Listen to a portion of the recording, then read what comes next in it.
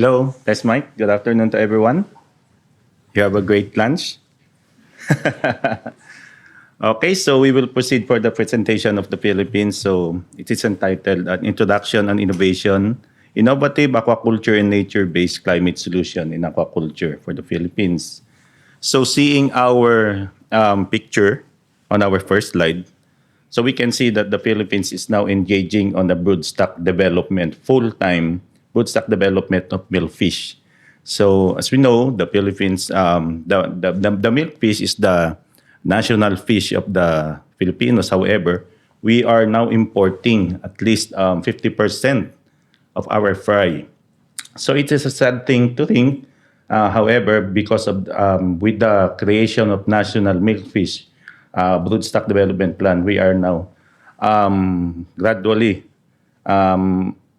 gradually answering our concerns on the issue of the fry production, annual fry production of our country. So moving on to our next slide. So just a brief, seeing our performance, the Philippine performance, we can see that in 2022, we are 11th in top fish producing country in the world and 11th also on top aquaculture producing country in the world at 928.82 thousand metric tons. So we are fourth largest producer of aquatic plants. So this is the seaweeds. However, as I'm saying a while ago, seaweeds has a small value, no, compared to the fishes, to the crustaceans. So we are one of the largest producers of seaweeds. However, it has a small value. And we are now engaging on how about doing some to increase our value in production, doing the fin fishes and the crustaceans.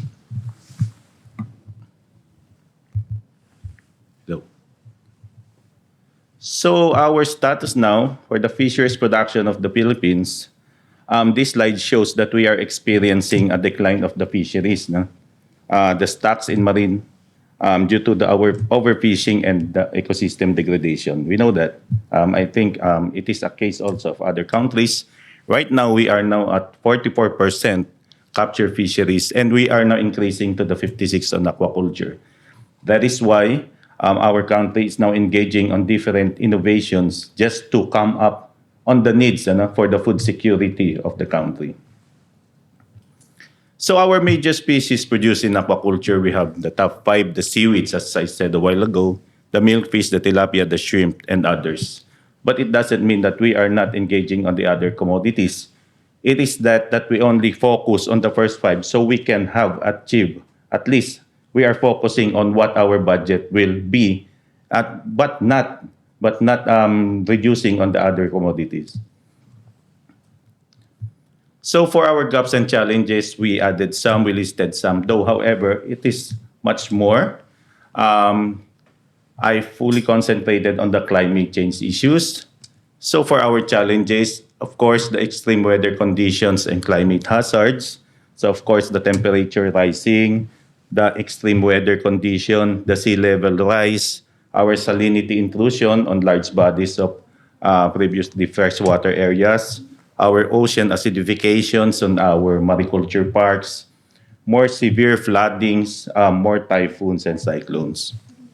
So insufficient number of hatchery operator is the next.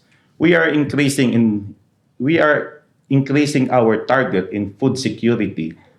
So we are also increasing or expanding our grow-out operation. However, we overlook the needs of the hatchery and the nursery operations. That is why it was retained on its previous numbers. That is now we are now trying to cope it up just to have a sufficient number of fries, the requirement price of our country.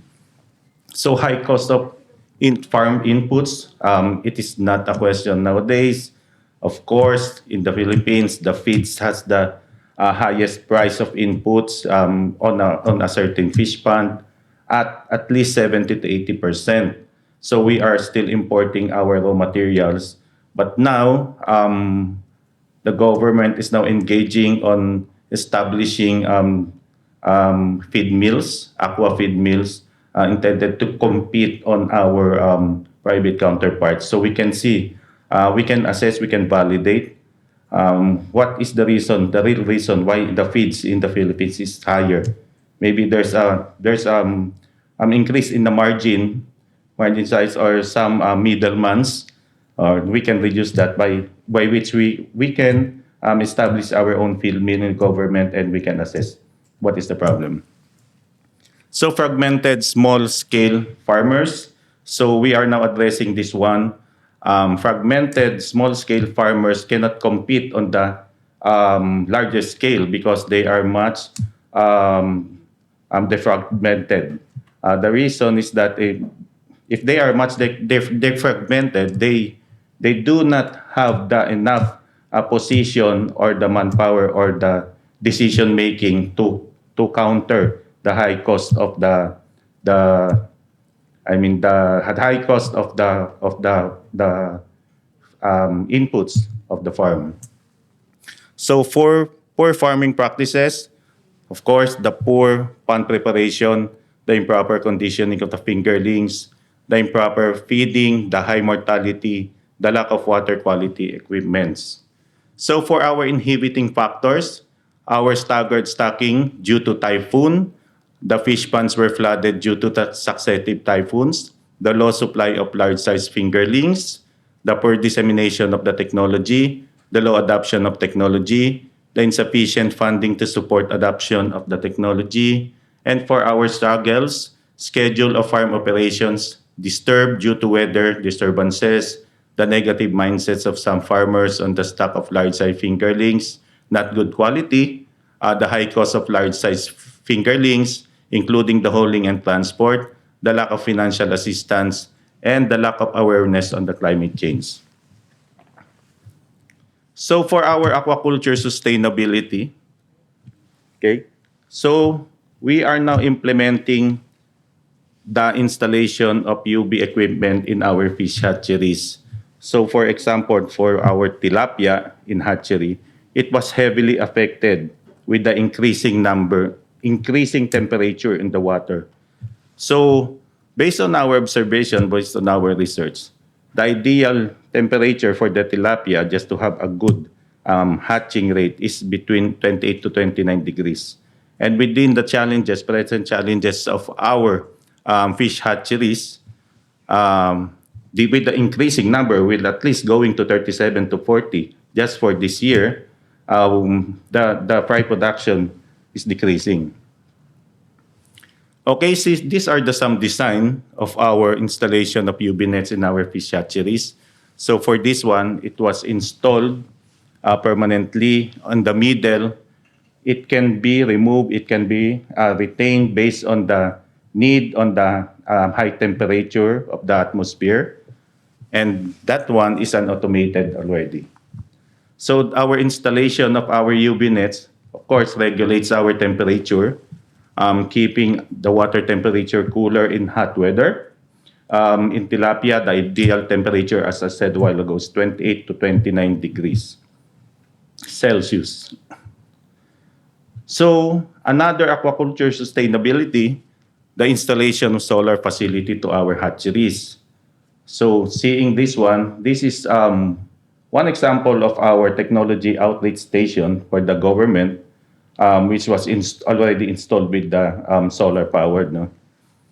You can see we have pump. We do have the UV net, UV. What do you call this? The UV water for the treatment. Of course, the sets. I think this is the panel. This is the inverters. I mean, okay.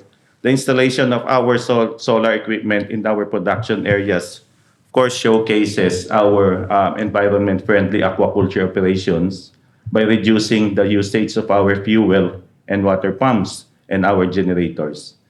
Also, the use of our solar energy in the hatchery operation is a suitable solution to downsize the dependency to expensive electricity and rising fuel costs as presently a challenge to our aquafarm operators. Of course, generally, the intention of our solar, establishment of solar hatcheries, is to build an energy security. Because in the Philippines, like we have some areas in the Philippines wherein we are still experiencing brownouts, especially on these hatcheries. So our hatchery on this one was already practicing intensive tilapia hatchery. That is why it needs a 24-hour supply of electricity. Without the electricity, it will hamper its operation and the fry production will be decreased. So for our aquaculture sustainability continuation, the nursery advanced tilapia fingerling production. So seeing our screen, there's a need to increase our nursery areas. It is because just to have also to increase the need of our production. Having a stocking of big-sized fingerlings such as the tilapia, the milkfish, and the seaweeds, and also to other commodities, it is already proven that you can increase your survival rate and also your production. So the production of the nursery, advanced tilapia fingerling production improves the management practices of farmers on innovative and climate-resilient tilapia pond farming through practicing nursery phase is integrated or the use of large-sized tilapia fingerlings in growth-out farming. So this was the result of the previously conducted collaborative project of the FAO and our country. So we are now fully implementing the duplication of the nursery farms in the Philippines. So the establishment of aquaponics, we know what it's aquaponics. Basically, our aquaponics was introduced because of the pandemic. We know during the pandemic, we are not sure, we do not have the assurance to continue our food security. That is why we promoted production in every home. That is why we created a design such as this one. So this one, it is in this slide, it shows that the 1 cubic meter aquaponic model, this aquaponic model was conceptualized to enable our fish farmers and fish hobbyists to grow fish and vegetable in small and idle lands. So you can see the good production of fertilizers produced by our fishes, which benefiting our plants. So you can see the leaves of that one on the picture on the right side. That hand is my hand, so you can see how big is the leaves. So for that one, we are stocking it at around 50 to 100 pieces of tilapia. So that is only on a small scale basis. So we call this design as starter kit. So as part of our government intervention to our fishery sector or to persons who want to engage in fisheries, we are providing this size of equipment. So for our next slide, this is much more bigger. However, I cannot still call this as a commercial scale. This is much more bigger. This is operated by a solar. Okay, so you can see on the left picture, you can see the design, the specification that we used on the establishment of solar, and also we added on the farther left. This is what we call the wicked farm. So mostly on aquaponics reference, you cannot see this one. But on the previous, the older versions, you can see that there is an wicked bed for the plants. The reason for establishing a wicked bed is when the water in the fish tank is already full because of, let us say, there's heavy rain encountered. The excess water was charged in there with it is already rich enough fertilizer. Okay, so you can see on the picture on the right side, you can see that there's the tomato. That is the wicking bed. Okay, there is no discharge. There is no waste on all of the resources that produce in the ecosystem of the aquaponics. So for this one, this is a 7-tonner tank. 7-tonner tank fish tank, and the other one is another 7-tonner tank for the plants. So we are using the Ipomea species or the water spinach mostly. So for this one, you can see the sample of the harvest. For this one is the catfish. So for this one, for our 250 last time, we harvested, I think, around 28 kilos. I think 28 kilos. But still, there's a stock in there retained. And for our next aquaculture sustainability, we call this as innovation to small-scale aqua farming using solar-powered Venturi aeration system.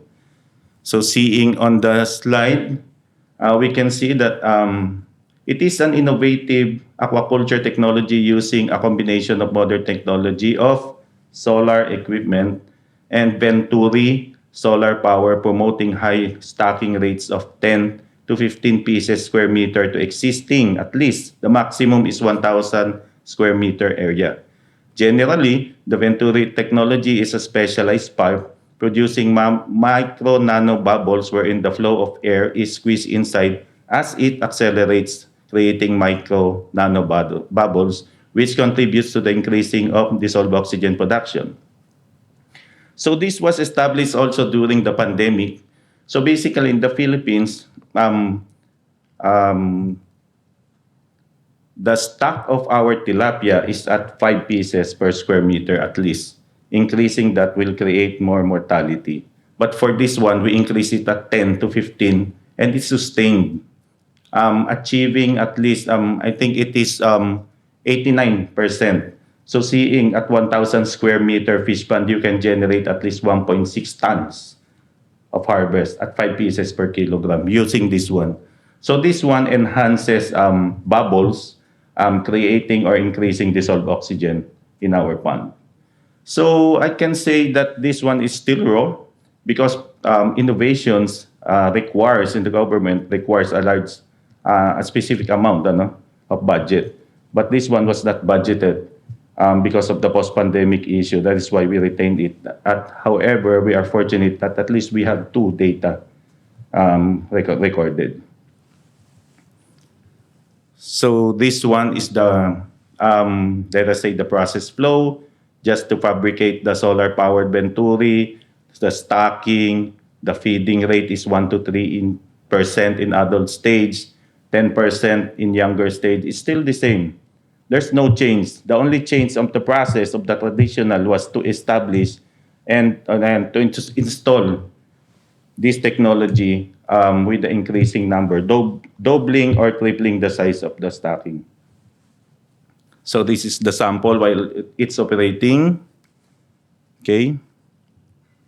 So these are the proven results. Okay. So 3 pieces on one sampling, but on all the total harvested, we recorded at least 5. Okay. So the good thing that we have five pieces harvested, still we have a retained number of feeds. Okay.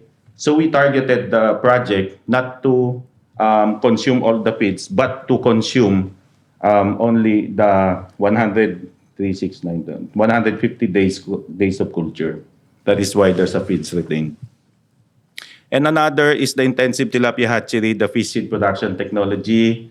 Of course, this project addresses the modernization of our production in high volume of quality tilapia fry and fingerlings through the application of our new technology and cost-effective methodologies.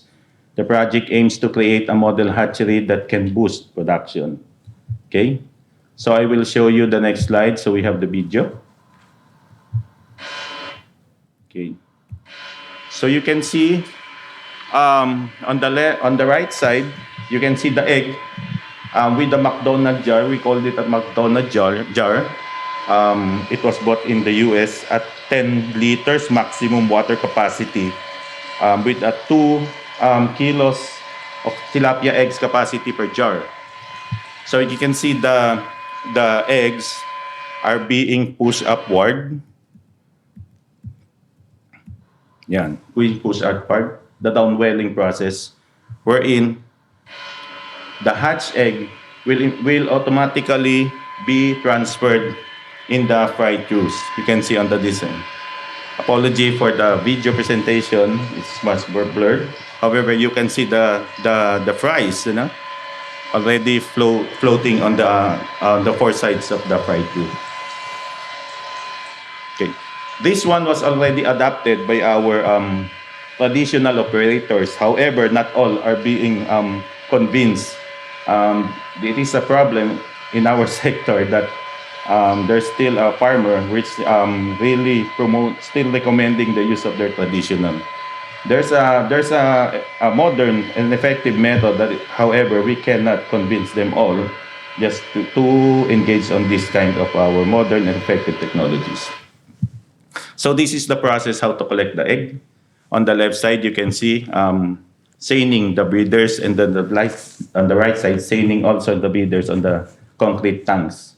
So you can see the difference. It's much easier to perform the collection of eggs on the concrete tanks. However, doing pairing on the concrete tanks increases more the water temperature because of smaller area of water, no? Unlike on the bigger area. That is why I presented a while ago, to control that problem, we installed the aqua shades on the top.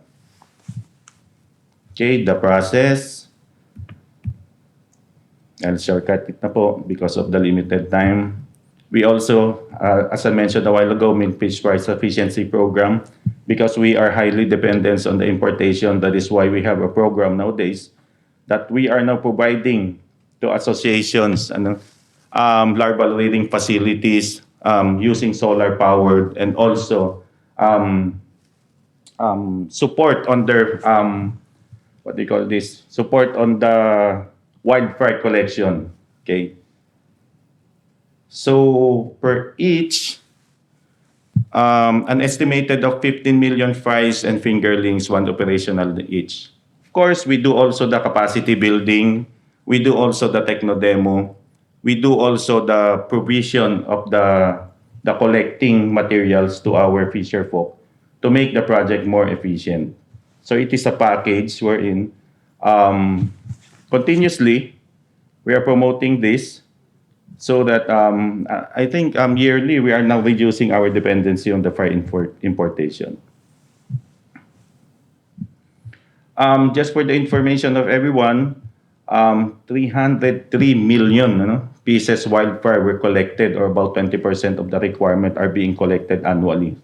So this is a very effective project for the Milkfish Development Program. So of course, we do also have the legislated hatchery. It is a legislation of our what do you call this? Our law congressman's. Of course, the objective of legislated hatchery is to complement also the fish seed requirement of our country. Of course, it is a commitment to produce and strengthen the projects. To the fish seed production is supplied to the local demands of our aqua farm operators. So for this year, we are now targeting the completion of at least the 56 nationwide, 56 legislated hatchery, multi-species hatchery. Initially, the primary commodity to be produced is the milkfish, and the secondary are the high value, such as the freshwater pond, freshwater areas, the siganids, sea bass, something like that. So this is also the process, and of course the operational and maintenance of mariculture in our aqua park. Of course, we know that the Philippines is an archipelagic country.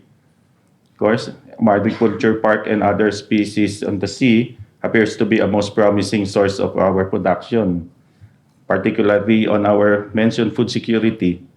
Of course, we have 26.6 million hectares of coastal marine waters, compared to 842,000 hectares for the inland. Of course, to support all of this, the Fisheries Laboratory and Services is continuously performing its function and increasingly developing or improving. Of course, it provides laboratory services to the industry in order to ensure the quality and safetyness of our fish and fishery products and for the export and domestic consumption. So restoration of our inland bodies of water. Actually, this is a coastal, it is an inland body management. However, we believe that conserving our inland bodies of water is attached to the conservation of our aquaculture area. So for this one, the continuous replenishment of stocks to our communal bodies of water is intensively implemented.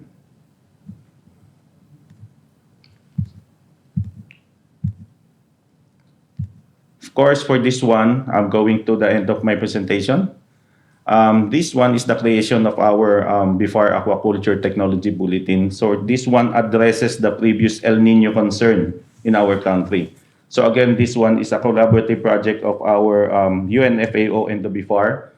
So we created at least 10 impact management of weather system on such as the tilapia, bangus, all of the commodities in the Philippines in cage, fish pond, and fish pen aquaculture. So seeing on the bottom, you can see some of the pages. You can see it is consolidated effort by including our fisher folk, fish pond operators, to the FGD and KII activity. So we can see it is an updated composition of all experiences encountered during the El Nino. Of course, recently we have our Fish Core project.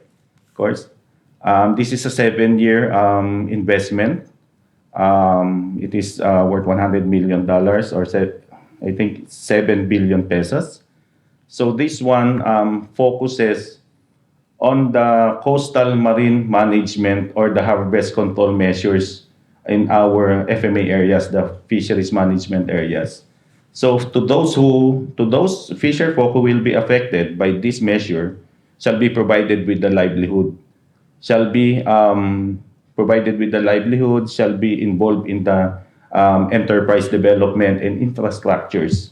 So this is a big project. So for this one, the measures also is to engage the woman empowerment, reduce or let us say eradicate all the child labor concerns, something like that, and also on the climate change. This is an example of nature-based solution. Of course, I want to continue my presentation. This one is a recirculating aquaculture system on commercial scale. This one was operated by our colleagues nowadays, si Ma'am Elsie. So allow me to present a video presentation from his company. Is that okay, Ma'am Elsie?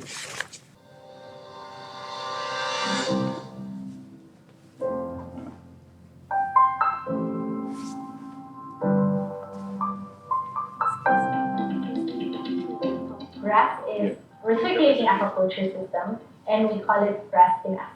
PINAC stands for Pinoy Innovating New Technologies in the Aquaculture System.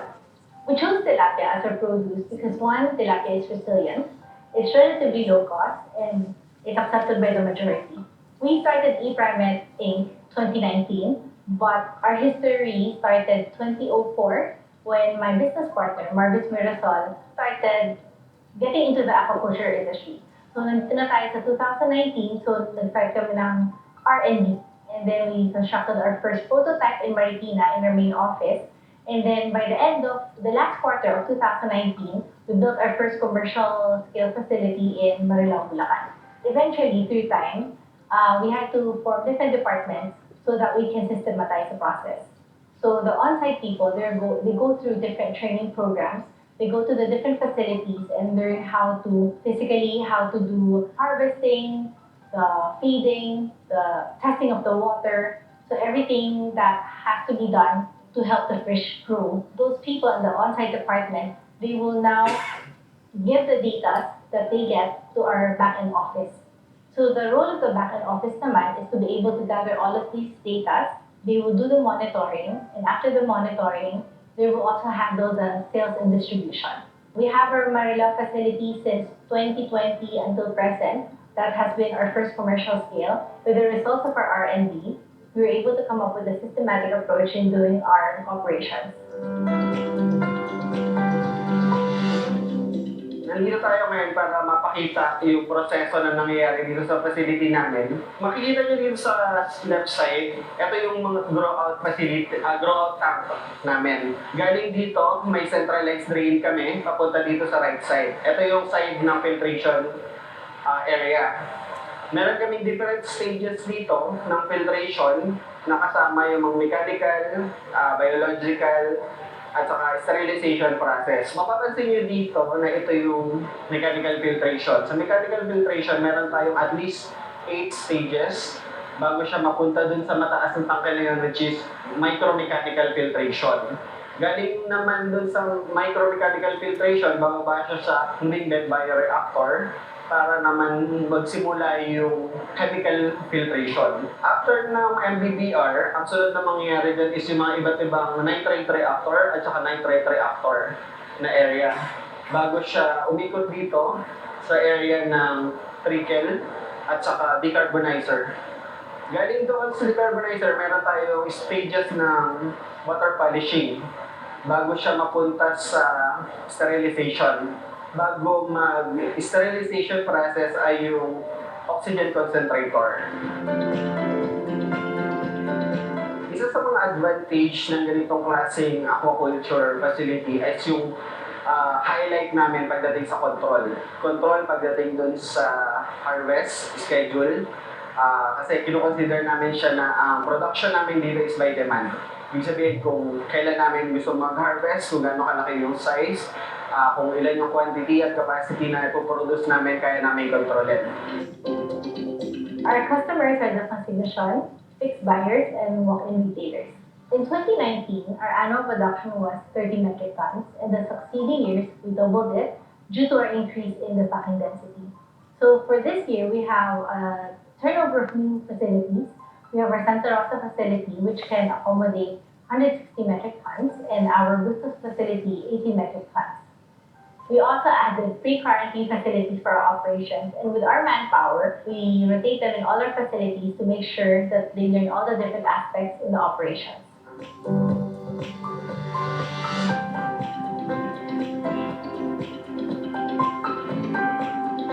Dati po akong nag-aalaga ng mga ornamental fish. So, medyo malaki po ang kaibahan ng pag-aalaga ng ornamental fishes sa pag-aalaga ng mga tilapia o kung saan gamit natin pang araw-araw ng pagkain. Usually sa quality ng tubig ang nagiging problema. Pero ang laking kaibahan mo sa pag-aalaga ng ornamental fish kasi iba, yung cycle of filtration nila rito, ibang-iba.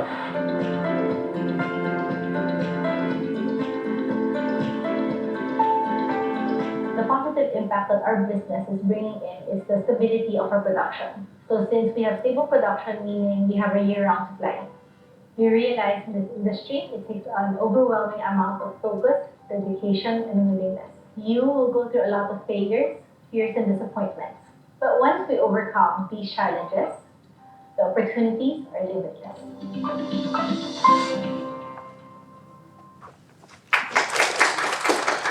Nice. Okay, all in all, I just want to recap the presentation. Our government aquaculture interventions have concentrated or focuses on the 5 priority commodities, as I said on the beginning of my presentation: the bangus, the tilapia, the shrimp, the shellfish, and the seaweeds. So I think this is a very efficient, effective focusing activity because we, on the last 6 years, we fully increased our production on all of these aspects, knowing that there's a pandemic, there's an El Nino encountered, and the La Nina. Okay. The broodstock development and fingerling production and distributions and ISCO co-project, the Bangus Price Efficiency Program, the Mariculture development, and of course, the policy formulation is too big, it's too large to discuss on the 15 minutes presentation. Okay, so with that, I would like to thank everyone for patiently patiently hearing our presentations from the Philippines. Thank you. Okay, for the question and answer po, now maybe we can now proceed.